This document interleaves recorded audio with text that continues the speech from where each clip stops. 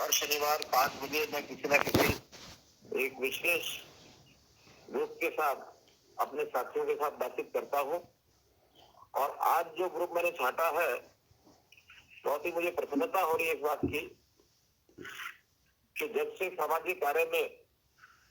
काम करने का अवसर मिला है, तब से नौकरियों में और खास करके जो ठेके पर नौकरियों पर जाते थे, उनकी दशा और दिशा इसको देख करके बहुत मन में पीड़ा होती थी कि ठेके पर नौकरी करते हैं, तनख्वाह जो घोषित की जाती है पता नहीं वो मिलती है कि नहीं मिलती है,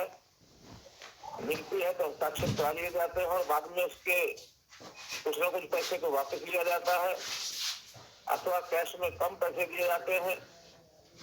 न तो कोई ईएसआई का करने का विषय है, न ईपीएफ करता है। भविष्य का भी कोई भरोसा नहीं होता कि कब कौन ठोकर मार दे। और बहुत समय से ये मांग हमारे बहुत से ऐसे कर्मचारी संगठन है, उनकी ओर से भी उठती रही है कि इस ठेकेदारी प्रथा को खत्म करें। बहुत विचार किया, तब जाकर एक विषय ध्यान में आया कि क्यों ना कुछ व्यवस्था सरकारी तौर पर ऐसी करे जो भले ही अस्थायी नौकरी देने वाला सिस्टम हो, कुछ निश्चित समय के लिए देने वाला सिस्टम हो, क्योंकि हमारी देखरेख में चले, जिससे ऐसे सब कर्मचारियों का शोषण बंद हो, उनकी होने वाली तकलीफ उसको दूर करे। और जो हमने सरकारी सिस्टम में किया है, खर्ची पर्ची अर्जी ये सब बंद किया जाए। सरकारी नौकरियों में तो हमने बहुत पहले से ही पारदर्शिता और मेरिट के आधार पर नौकरी देनी शुरू कर दी थी, लेकिन ये ठेकेदारी प्रथा इसमें लगातार एक फाइल बनी हुई थी। लेकिन आज मुझे बड़ी खुशी है कि हमने ये जो नौकरियां पहले अस्थायी दे रहे हैं, पहले कम समय के लिए दे रहे हैं, जरूरतमंद लोगों को मिल रही है, पारदर्शिता से मिल रही है और उसमें भी एक जो मेरिट का विशेष ध्यान रखा जाता है, ताकि जहां भी कहीं समय पर इन नौकरियों के लिए वर्क फोर्स की लोगों के काम करने वाले लोगों की जरूरत पड़ती है, कम से कम समय में उनको उपलब्ध कराया जाता है। हमारी अन्य एजेंसी भी है, चाहे वो स्टाफ सिलेक्शन कमीशन है या फिर एचकेसी है, वहां नौकरी का जो एक लंबा सिस्टम, विभागों को समय पर ऐसे लोग मिल नहीं पाते, तो एचकेआर जो हमने हरियाणा कौशल विकास निगम ये बनाया है, इस हरियाणा कौशल रोजगार निगम में जब भी कोई मांग आती है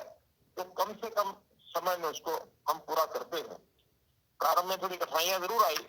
लेकिन अब सारा सिस्टम बड़ा स्मूथ हो गया है और इस स्मूथ सिस्टम में लगभग पिछले 2 महीने में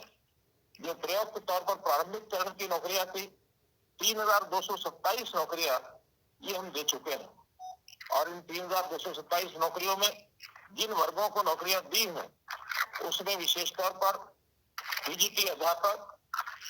अध्यापक, ड्राइवर, आयुष, योग के जो सहायक हैं, योग सहायक और फिर लाइनमैन, मुख्य रूप से इस प्रकार के लोगों की नौकरियां दी गई हैं। इसमें 4 लेवल बनाए गए हैं, लेवल 1, लेवल 2, लेवल 3, लेवल 4। तो किसी प्रकार की जैसे डिमांड मिलती है, इनको सबको ये पैसे मिलते हैं। एचकेआर में जो मासिक आय है उसको भी हमने रेगुलराइज किया है, स्टैंडर्डाइज किया है, और जो पहले डीसी रेट के हिसाब से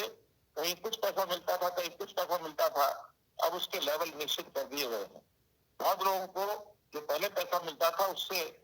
काफी बड़ी मात्रा में उनकी वृद्धि करके भी इनको पैसा मिला है। हमने जो पहले से ठेके पर कर्मचारी रखे हुए थे, सरकार के डिपार्टमेंट भी इसको जो रखती है,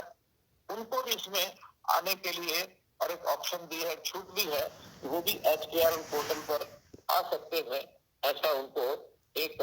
ऑप्शन दिया गया है। और इसमें भी मुझे बताते हुए बड़ी खुशी हो रही है आपको कि लगभग 90,000 से ऊपर ऐसे जो कर्मचारी ठेके तौर पर चल रहे थे, 94,038 इनको भी इसमें और